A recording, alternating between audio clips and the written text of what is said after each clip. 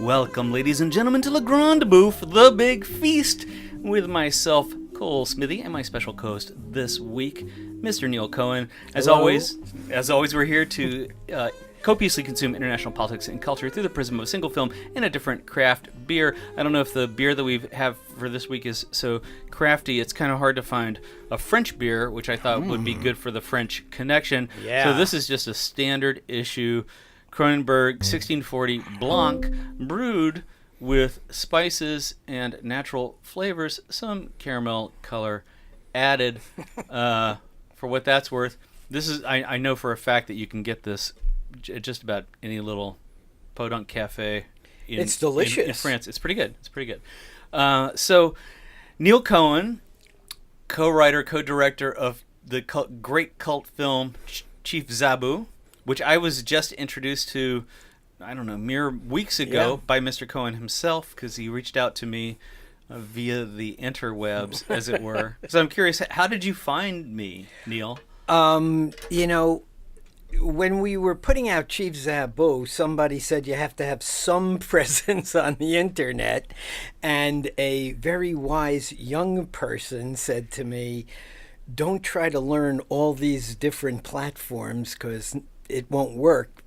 Try them all and find one that does work for you.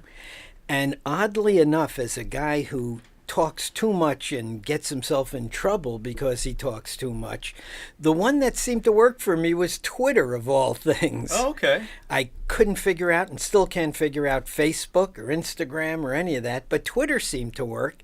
And through Twitter, I've met all these wonderful people in the film community, because it's very easy to kind of tap into their head and find out who you like, even if they agree or disagree with your taste in film.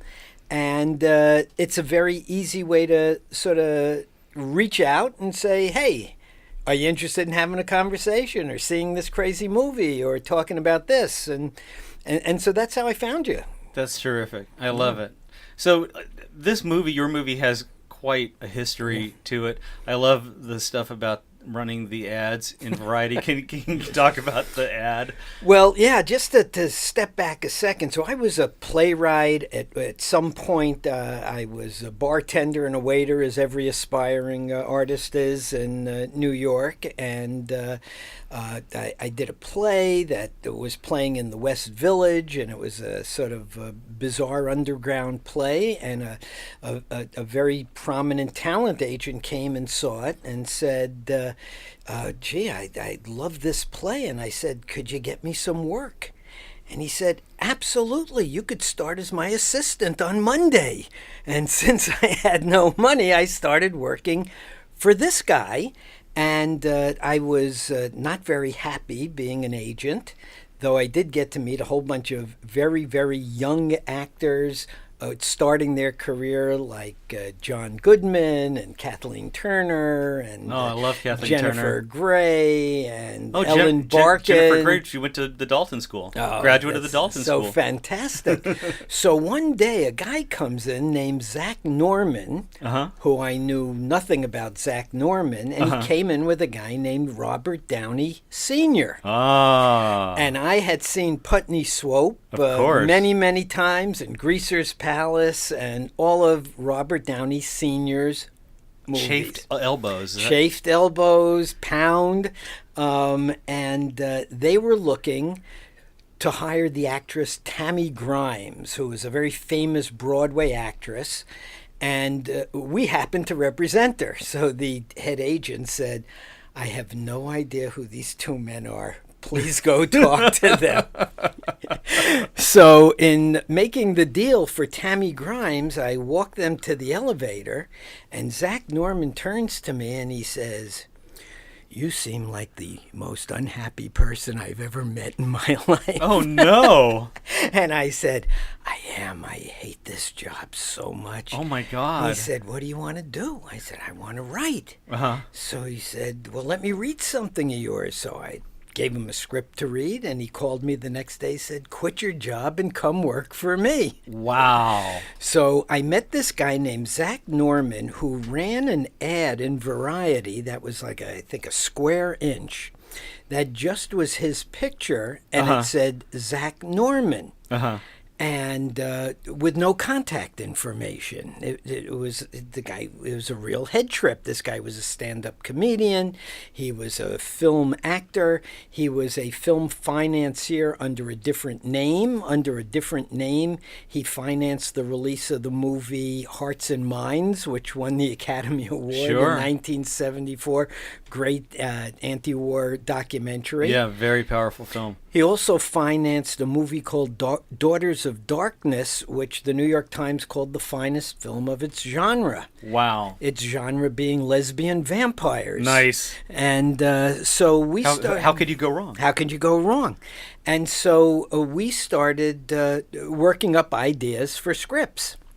And he came back and told me a story, which was essentially the story of Chief Zabu, of a bunch of businessmen meeting the leader of a third world country at the Sherry Netherlands Hotel. And all these sleazeballs nowadays, imagine Michael Cohen and Carl Icahn and people like that surrounding some new leader of a new country trying to rip this guy off. And he said it was the most surreal experience he ever had, because there was Elizabeth Taylor, and there was Warren Beatty, and there was a guy named Chief Capu, and there was all these New York hustlers. And he came back and I said, well, that's our movie. Wow. Now, Zach at that point then started running an ad that said, Zach Norman is Sammy in Chief Zabu. Wow. And he ran that ad for, I don't know, years and years and years, again, with no contact information. Wow. And I said, why would you do that? He said, well, you know, I go to the Cannes Film Festival and a guy from Korea gets in the elevator and goes, Zach Norman! And in fact, one time But that had to be an expensive ad to keep running. You know, in those days, I don't know that it was. Okay. And that makes sense. Yeah. You know, at one point, he got a call from... Newsweek magazine. I answered the phone. I said, Zach, it's Newsweek magazine. And he said, what do they want? I said, they want to do a story about you running this ad in Variety every week. Zach Norman is Sammy and Chief Zabu. And Zach grabbed the phone and said, listen, man, clearly you don't get it. I abhor publicity. And he hung up the phone on the guy. Genius. And I said, Genius. Zach, why would you do that? And he said, just to imagine the look on the guy's face. I love it. I love it. And somehow this ad got picked up by Mystery Science 3000 and became a meme for them. Zach Norman as Sammy in Chief Zabu, them not realizing that there actually was a movie called Chief Zabu. Oh, they didn't even realize They it? had no idea that there was an ad. They were just taken off from the ad. Wow. Yeah. Wow. And so we wrote this script and then just started calling all these people we knew. And one of the people we knew, because I happened to meet him on the street because he was following my wife down the street in Rome. And my wife said, "A man's following me." And I turned around and I said, "I know, it's Alan Garfield." And it was Alan Garfield who, for you who don't know, probably made 100 movies, was one of the great character actors, everything from Nashville to The Black Stallion to, so many movies. Just press Alan Garfield. Yeah. And we became friends with the very strange and extraordinarily talented Alan Garfield. And we called him up and he said, "Let me see the script. Let me meet Zach." They met each other. And next thing you know, we had all these actors from the Actors Studio who were Alan's friends. And we got, through Robert Downey Sr., Yeah. we got Alan Arbus, who's a great actor, plays the hustler in Chief Zabu. Yeah. And we put together a wonderful cast and shot this weird movie in 15 days. Yeah, not the least of which, is Zach. Mm-hmm. Yeah. I mean, he's such a character. He's such a character. He's an amazing character. And what was strange is his acting style and training was so different from Alan Garfield. And I think that made the thing work of this kind of comedy team that they create in the movie of these two low-rent hustlers trying to nose their way into a deal that's an international deal that's far, far above their heads to comprehend. It was wonderful, but they both knew how to work fast, and they both knew how to do improv. And Zach and I, co-directing, we were unaware that when you make your first low-budget movie as directors, nobody had told us that it wasn't supposed to have over 40 speaking roles, 23 locations, and take place purportedly in 4 cities and 2 continents on a 15-day shooting schedule. Oy, oy, oy. We thought, well, that's how you make your first movie. Yeah. And you have to aim for the stars. we aimed for the stars and shot the entire movie except for 2 days on the campus of Bard College. Wow. Using all their interiors for all the interiors in Manhattan. Oh. So without permits, we would run into the Plaza Hotel. The actors would walk into the Plaza Hotel, and then you would be in a grand suite at some old mansion on the campus of Bard. Great. I love it. And all the apartments, comedy, everything was inside Bard that we shot.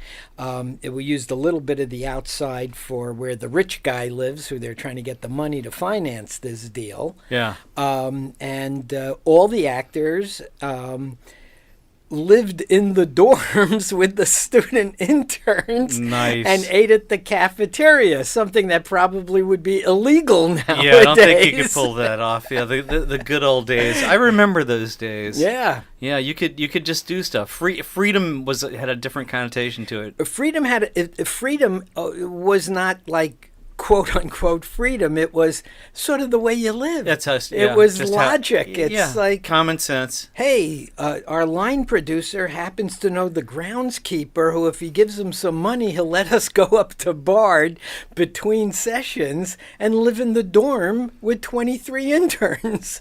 So you had this movie, and then what happened? It took a long time to get it distributed. Yeah. Well, we in those days, to release a movie, we shot this movie in 1986. A conventional movie was 90 minutes. So based on our ambition and our shooting schedule and our budget, Yeah. one could imagine that 90 minutes of Chief Zabu was pretty shaggy. And the distributors insisted on 90 minutes, and as we kept cutting it to 90 minutes, we stopped liking the movie. Aww. And so it was Zach's dime that paid for the movie. I see. And he said, you know what? Let's come back to it, because now I started getting these Hollywood writing assignments, and Zach was getting cast in these Hollywood movies. And we said, well, we'll get back to it. Yeah. And we never did. For 30 years. We just never got back to it. Wow. And then in 18 months ago, Zach and I were having dinner. We maintained this great friendship. And we said, Chief Zabu's about a New York real estate developer who dreams of having political influence. Yeah, yeah. And there's a guy like that around now in the news. Oh, yeah. So I've heard of that guy. Let's go look at Chief Zabu again. Yeah. And all we had actually was a third-generation VHS tape. Oh, my goodness. So we had to get this thing transferred to digital and looked at it. And with 30 years experience, we realized that our best cut wasn't even that good because we were not as mature as we are now. Right, of course. And we said, you know what, who cares how long this thing is? Let's just cut everything out we don't like. Let's just keep everything we do like so it's coherent. If the movie's 22 minutes, we'll go with that. We'll just throw it on YouTube. If the movie works at a later, longer version, we'll go that way. So we cut it. We got to around 72 minutes, and we said, we like looking at this thing.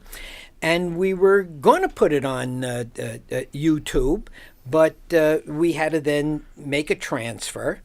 And this young woman, in those days, one of the reasons we never got around to editing it is when we first made the movie, an editor cost $200 an hour and had a moviola. Right. Now it's somebody who costs $200 a day and has a laptop. Yeah. And the young woman who we were working with in her little apartment in North Hollywood said, you can't show this movie to human beings. And we said, why not? She says, it's fifth generation VHS transfer.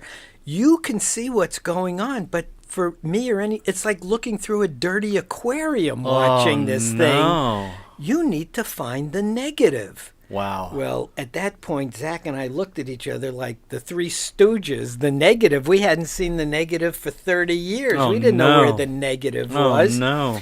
And we started contacting everyone we've known over the last 30 years. And then in a last-ditch effort, just tore apart Zach's basement in his house in Burbank. And under some old tax records and laundry, we found the negative of Chief Zabu. Wow. And brought it over to Photochem, which is one of the last labs that still handles 35-millimeter prints. Oh, man. And told the story to the head of Photochem, and the guy thought it was such a hilarious story that he said, well, your first-time film directors, it's a low-budget movie, I'll charge you the student rate to make the transfer. Man. Priceless. So the guy transferred it, made a DCP, and then we were able to show the movie, and to our surprise and delight, people got a kick out of it. Yeah. Yeah. And so this was 2016 when it was released. 2000, I guess, I guess December, around Christmas time. We actually never formally released the movie. Right. We did a 1-week run in Los Angeles, the Laemmle Theater, like the movie, like the whole concept. So that's kind of the big art house in Los Angeles. So they let us run for a week. Great. And from that, we got this wonderful review in the Hollywood Reporter. Yeah. And other people started asking about the movie and seeing it, and it's imperfect and goofy, but there was something about it that it captured an era. Definitely. And there's an era of acting in it, and there's an era of comedy that nobody does anymore. Yeah. It's people kind of putting it out there a little more. Yeah, it's a broad style of comedy. I love the sex scene. I think Yeah. the sex scene is a centerpiece of the movie. Well, it's so hilarious. It's quite hilarious, and she was game. She's a terrific actress who did our movie, and that was her credit. She was the runner-up of Miss America. Wow. She was the Miss California. Uh-huh. And wonderful actress, and we were auditioning people. Her name is Lucianne Buchanan, and we asked her what her talent was for Miss America. Yeah. And she said, I played the harp. Nice. And we remembered there was a harp up at Bard. Oh. So we said, Destiny. you got the part.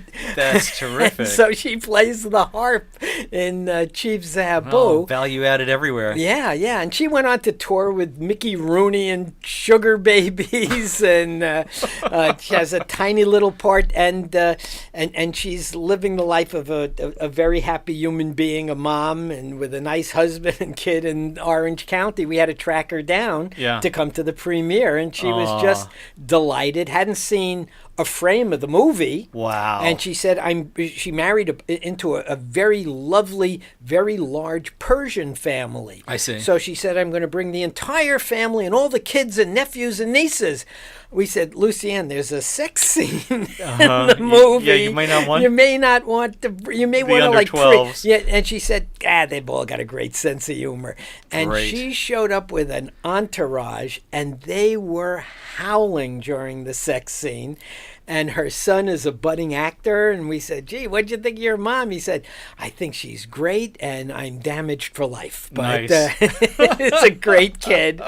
And it's very gentle. It's very comedic. It's Yes. very bizarre. Yes. I think our film's other claim to fame is this driving scene, which is about a uncut 5-minute driving scene. Alan Garfield and Zach Norman driving up the Taconic Parkway to, they hope, get a very large check from the rich guy to finance Chief Zabu. Yeah, it's a fun scene. And it's what's wonderful from my point of view, whether somebody likes the scene or not, is it's that rare example of pure cinema. Yeah. Because there's no director there. Mm-hmm. There's no sound person there. there. Yeah, the car's not on a flatbed. There's no flatbed. They're There's driving. no crane. He's driving. It's Zach's car, and we. What did you do? Mount the camera on the hood? We strapped a plank of wood on the hood of the car. Wow. Bolted the camera to this plank of wood. Sure. Buried a mic in the briefcase that's sitting behind them. Nice. And sent them up the road. That's great. And it's 2 actors alone doing a scene. Yeah. And in order for us to afford doing this movie, because the guy who was the line producer guy said, for everyone to take this movie seriously, it should be shot in 35 millimeter. So we said, well, okay, we didn't. And he said, but the only way we can shoot it in 35 millimeter is we're going to have to shoot the entire movie with short ends. So Zach and I, who don't know what that means, we're trying to cast people and work on the script. Go fine, whatever you say. So what short ends were the leftover film from Hollywood movies, which would be the leftover 45 seconds at the end of a reel, or 30 seconds, or a minute and a half, that they didn't want to have to change the reel in the middle of shooting when they're doing Ben-Hur. So they would sell those back to the lab, and then the lab would sell those to student filmmakers. Splice it together, and you get your roll of film. So it's negative, so it's in the thing there. So we'd have to just keep reloading the magazine. Oh. And we had 1 full reel. Wow. And we were saving that for the driving scene. I see. And Zach said to Alan, who came from the actor's studio, now listen, Alan, we got 1 take of this thing, so you can't do any of that actor's studio stuff. You Right. can't repeat things. You can't say, let's start it over. You can't find it so it sounds, it ain't going to be cut. You Right. You This got to is- stay with it. And I said to Alan, and follow Zach. Wherever Zach takes you, headwise, just go with him. And Alan's so brilliant, he knew how to do that. And we sent these guys up a highway. That's great. And we were ahead of them in a station wagon just to show. Part of freedom is being very naive. Sure, of course. So I'm sitting with the cameraman, the DP, who's gone on to be a great DP named Frank Prinzi, who shot all of Law and Order and shoots all the film stuff for Stephen Colbert. He's got binoculars. So I'm saying to him, so Frank, are you looking through the eyepiece to see if it's in focus? And he was very gentle with me, knowing how absurd that question was. He said, no, I'm looking at the counter to see when it stops running. Oh. Well, it's a good thing you had it in focus. Yeah. Because, nothing. No one's going to reach out and Right. adjust the focus on that. So it was a fun movie to make, and there it sat for 30 years as life went on, and then the subject matter kind of caught up with us, and we put it out and having fun, and now we're talking to various distribution entities to figure out what would be the most head-trippy, bizarre way to get it out there, so it's not just another indie film pebble that gets tossed into a pond. Yeah. It's got to be treated correctly. Yeah. So what else are you doing? What are you up to these days? Well, we do this screening in a basement in Beverly Hills, and Peter Bogdanovich shows up, who's an old pal of Zach's, and Great. a couple of other oddball people come, and a couple of people walk out, and a couple of people come late, and one guy's sitting there who is a terrific director, writer, and after the movie, he takes me out for a pizza and says, I got a deal at Lionsgate. You want to write and direct it? You want to write? I'm going to direct and write a movie for Lionsgate. You want to write it with me? Okay. I go, yeah. You betcha. And so that's what I'm doing now. We're doing this caper movie, caper script, fun, big international caper thing. Great. And we think it's going to be very unique and very spacey and very trippy. And I'm not going to say anything else about it. I understand. But you'll be the first to know when the announcement is made. Great. Okay. All right. So Chief Zabu actually spawned an actual job for me. I love it. That's terrific. All right, so we got to get around to the French Connection. Absolutely. The whole driving bit, Yeah. I think, is a good segue into French Connection because, of course, directed by William Friedkin, and the French Connection is incredibly famous for its car chase because it's the most insane, crazy. I don't know how much Friedkin has embellished the story about driving madly through the streets of New York without any permits or anything. Right. It seems like there would have to have been some kind of provisions made, but it is just a terrifying chase scene. Well, it's so exciting, and I hadn't seen anything like it. I actually saw the movie when it opened in a movie theater. Yeah. And it's talk about a look at a time that no longer exists. It's New York in the 70s, the early 70s, and I recently, 2 years ago, went to a fresh screening of French Connection at the Aero Theater, which is part of the American Cinematheque. They had a 35 millimeter print, and the editor was there of the French Connection talking about the making of the movie. And he joked about how he and the DP, who I think is Vilmo Zsigmond, were always asked, how did you get New York to look like that? And they would laugh saying, that's what New York looked like, because it's really gruff. It's really graining. I think that the cinematographer was Owen Reisman. Reisman, yeah. Owen Reisman, yeah. And that's what New York looked like. It was dirty. It was gray. It was grim. Yeah. It had a feeling of menace. And then you would go into these nightclubs or bars, and as opposed to that being the place of light, that would have more menace when you would go into these nightclubs and bars. Now in New York, everything has a high ceiling. Right. In those, something as small as that detail. Sure. Nothing in those days had a high ceiling. You'd go downstairs for a restaurant. You'd go into everything had a low ceiling. And so just seeing that, I remember watching that movie. I think it's 1971. I was in Los Angeles at that time. Yeah. It was even then kind of nostalgic because I'm living in LA and I'm seeing the New York I grew up in. Yeah. And it's remarkable because it was the first time I think a lot of people saw Gene Hackman. Yeah. And it's just so high energy. And there's a little chase scene that's almost a preamble to the driving scene. Yeah. Which takes place on a subway platform. I was going to say. Where Hackman... that's a very suspenseful scene. It is the most suspenseful scene. Yeah. There's no violence. No. There's no speaking.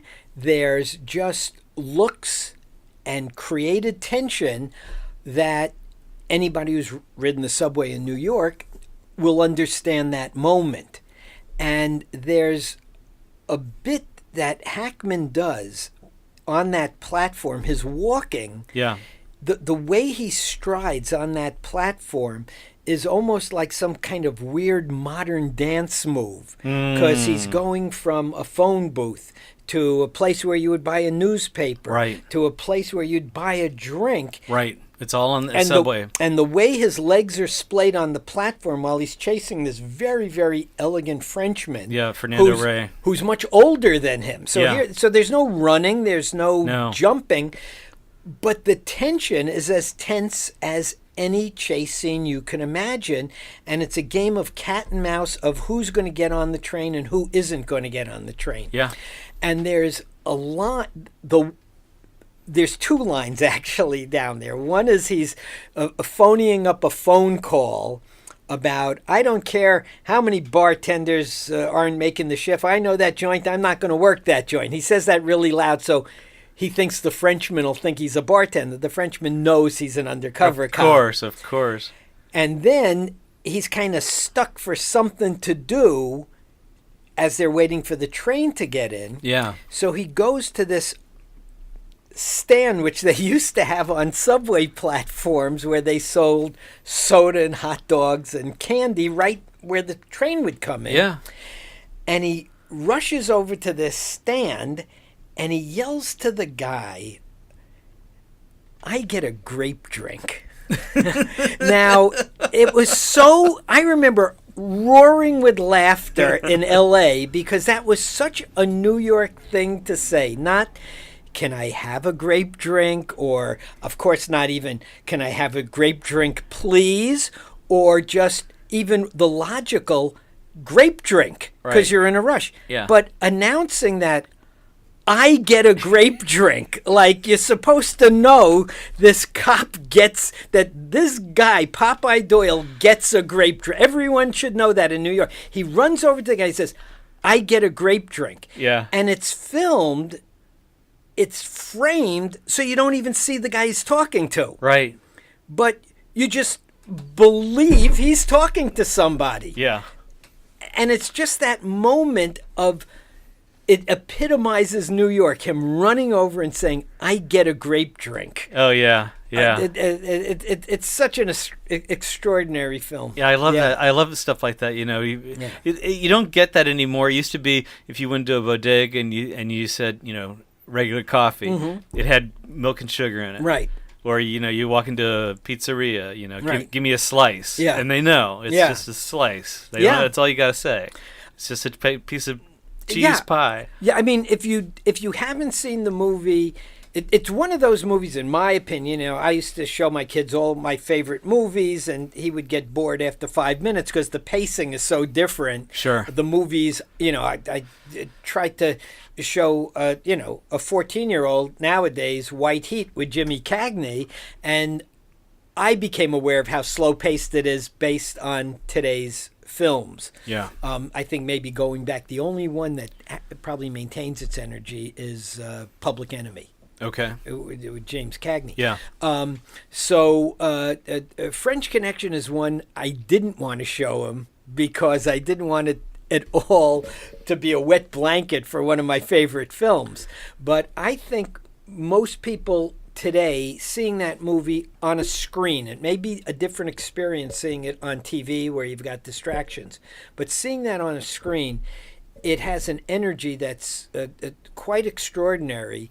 And plus, it's a look of New York of only 40 years ago. It's not like it's a period piece of 300. It's not Barry Lyndon. It's the 20th century in New York City. Yeah. The city is almost unrecognizable. It is. Yeah. We always talk about on this program movies of the 70s. Everyone pretty much I think considers the golden era. And I think about films like The Taking of Pelham 1, 2, 3 in a similar, whenever I think of this movie, I think of Taking of Pelham 1, 2, 3. Absolutely. And they're just, it's weird to feel like, you miss the dirty griminess of New York, but I do. Yeah. I do. I loved the, everything was edgy and it was a little bit dangerous, and riding on the subways was very uncomfortable. It can be, riding on the subways is still uncomfortable actually, but for different ways. What people would have to understand now you're watching The French Connection, that's exactly what it was like. It's exactly what it was like. And as you're watching it, you're thinking, well, that's exactly what it's like for grown-ups. What you don't understand is in that era, 8 and 9-year-olds took the subway by themselves. It's crazy. 10-year-olds in that environment. Yeah. I'm as a kid, you'd be 11 years old and your parents would say, "Where are you going?" And you'd say, "Well, I'm going to take the bus to the train to go to Yankee Stadium." Right. Okay, see you later. No cell phones. So in that world that you're watching, there are no kids in the movie except a kid in a stroller who almost gets run over by Gene Hackman. That's right. But aside from that kid in the stroller, on the Upper West Side, everybody. There's no kid in the movie, but you have to understand, it's a city filled with kids who aren't holding their parents' hands, who don't have cell phones, and are wandering around expected to show up at night at dinner time. That's a great point. I love it. I was having this discussion with a friend of mine, Matt Blankman, who's been on the show, and Matt's an old soul. So he's about 12 years younger than I am. But we were talking about that and how his parents would let him go see the Mets. They wouldn't let him go to the Bronx when he was 10 or 11. Right. But they'd let him go see the Mets. Yeah. I mean, I remember going to see the Mets, and I lived in Queens. You got on the bus, then you took the train. You go to see the Mets. We're there at a doubleheader on Sunday, and the second game was the famous 26-inning game. It's a very legendary. A doubleheader in the second game goes 26 innings. Wow! And so that's a good 6 hours. Yeah, and it's getting dark. Your parents are watching the game. Your parents would think it's crazy that you would leave this historic thing. And they just know, well, I guess they'll be coming home at 1 o'clock in the morning. Wow. It's not like they got in the car to drive over to rescue us when we got out. Yeah. And just to give you another idea of that, and not to be too nostalgic, but this is kind of a fun nostalgic story. Okay. So we're watching this game. Me and my friends were way up in the nosebleed seats. And as this game, now you're in the 14th inning, people are leaving. So you're going from the top bleachers to the second bleachers. You're sneaking down to the loge, and now you're sneaking down to the field seats. And we see some empty seats behind the Mets dugout. So we sneak down to the Mets dugout, to the seats right behind the Mets dugout, and immediately these cops run down. And an old woman who's sitting in the row behind us says, "It's okay, boys. Let the children watch the game from here." Aww. And she was Mrs. Payson, who owned the Mets. Wow. Oh, what a great And story. so when she got up around the 18th inning, she called the sergeant over and said, "I'm leaving now. Make sure the boys enjoy the rest of the game." Oh, that's such a sweet story. I love that story. Wow, that's incredible. Well, yeah. The French Connection, of course, it led to the Italian Connection. Do you know that movie? No. I don't either. There was the French Connection too, which I don't think I saw. And of course, I don't think Friedkin had anything to do with those movies. But this is the movie that led to Friedkin making The Exorcist. Yeah. Which is a pretty incredible. Not only is The Exorcist incredible, I was actually too scared to see it when it came out. Wow. Because I'm not a horror guy. So I saw the movie recently. Uh-huh. And what was astonishing to me Uh-huh. was how the first portion of the movie is so placid, of those actors playing actors Right. in New York, and their actor friends are coming over for a drink or Very brunch, self-referential. and they're having conversations, and it's not racing to something happening. You're just establishing this world No, of normalcy. the first hour is boring, really. It's like a very well acted, staged soap opera of New York smart people having conversations about the play they saw or something like that. Right. And I'm Except looking they're in at it- D.C. Right. And I'm looking at this going, this is The Exorcist, Yeah. because I'm trained that in the first, 10 minutes there has to be heads popping around and somebody doing something inventive with intestines, Right. But, these movies, they took their time. 2001, people settled in. Well, and I was listening to an interview with Martin Scorsese where he's talking about Stanley Kubrick, and he's talking about, as a filmmaker, certain movies that you go back to. You just keep going back to them as a filmmaker to remind yourself of what the challenges of filmmaking are and how to improve your game, how to improve. You're talking about the shot on the subway with Hackman, and it's such a beautifully composed movie. And I think French Connection, it's one of these movies that you can always go back to this film, and you can draw so many things. And I don't know that young filmmakers do that. I don't know if they go back, if they watch movies in this way, where you go back and watch the movie 20 times, Right. which now you can do. Back in the old days, you had to run around to different theaters or keep going back to the same theater every day. Or they would let you sit in the theater and watch it a couple of times in a row. Absolutely. I mean, if you wanted to see The Godfather twice, you could just sit in the theater and watch it a second time. Yeah. And it's funny because Chief Zabu, which we're talking about French Connection, has this kind of weird French theme that these French people are trying to control this third world country. These guys are trying to get in on it. The ambition of that movie is based on watching things like The French Connection, where all this stuff is happening. And I think, not to sound like the crotchety old man, Yeah. but people's ambitions when they make their first movies, where you can get away with anything, Yeah. it seems that people are more uptight about falling on their face or making a mistake than shooting for the stars. Right. Taking, if you get lucky and have a career in the movie or TV business, Yeah. nobody's going to let you do something weird. Right. Nobody's going to let you come up with something that's, wow, I always wanted to make a movie. You got one chance. And the movies are all about, some busted romance, or somebody's argument with their mom. And so be more ambitious. Boy, I love that idea. I love that. Yeah. I wonder, about people that go to film school. Of course, you hear people like Quentin Tarantino say, just get a camera, go make your movie. You don't muck about with film school.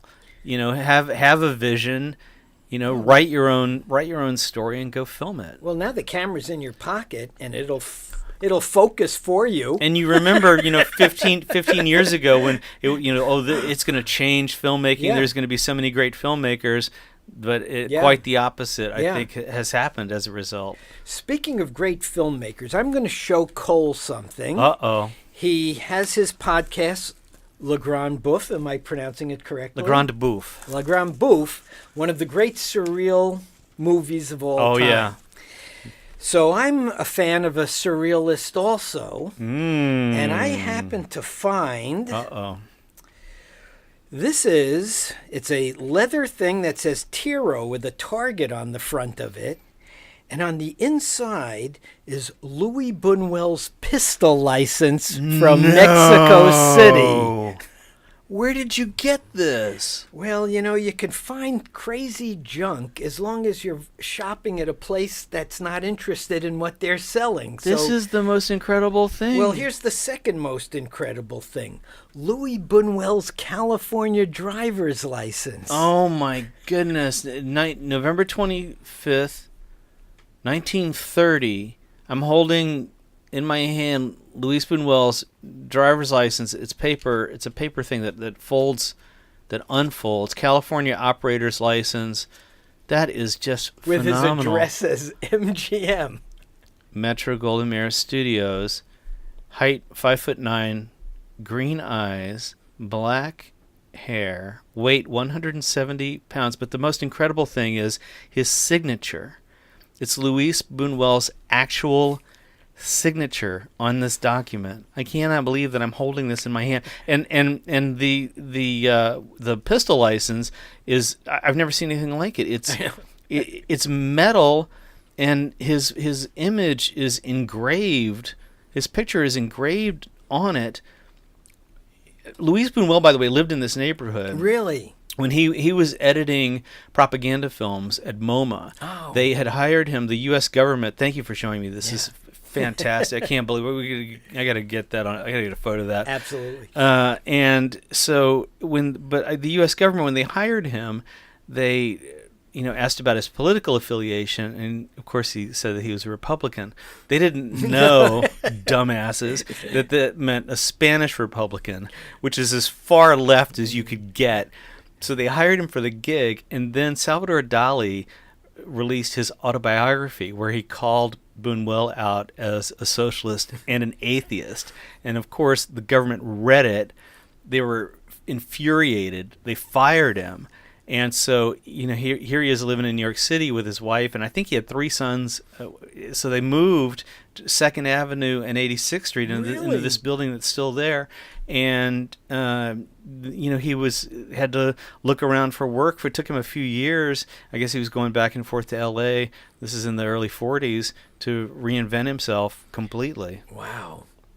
But that is amazing. I cannot imagine. Where did you found that in L.A.? Yeah, there was a book fair in L.A. And, if you go to these, I like to go to these antiquarian book fairs to look at all the wonderful things. Yeah. And often these people have very expensive items, but you get to see them, you get to touch them. But usually a dealer, whatever their specialty is, they always have something that they consider junk. So somebody who had a very high-end booth also happened to have this Louis Buñuel ephemera, which was utterly meaningless to him and his collectors. Oh, my goodness. So I said, "Can I buy?" He said, "Sure." I mean, somebody's just going to spill some coffee. How much did you get it for? Oh, come on! I want to know. I gotta know. A couple $100. That's great. Yeah. That's great. That's just fantastic. Yeah. Well, I think that's a perfect. And I'm such a fan of that guy. I mean, he's so tremendous. My favorite filmmaker ever. Yeah. And you talk about somebody who every movie that he made, he really went into it with his own vision. Yeah. And not afraid of anything. Just a fearless filmmaker who had a great, just a magic way of telling stories. And I when I watch his movies, you talk about like slow pacing. There's a lot of slow pacing in Buñuel's films. Yeah. But they're all just so fascinating. They're just I can watch them over and over. Yeah. Yeah, I think Discreet Charm of the Bourgeoisie is my favorite. It's so strange. But that Obscure Object of Desire is also really, really good. Oh man. So the right guy got to see these and his audience. All right, so I'm gonna get a picture of that stuff and put it on the Please put it on the site.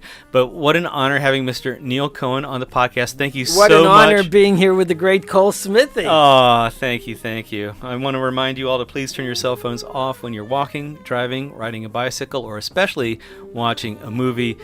The Grand Bouffe, The Big Feast, is a production of Smart New Media.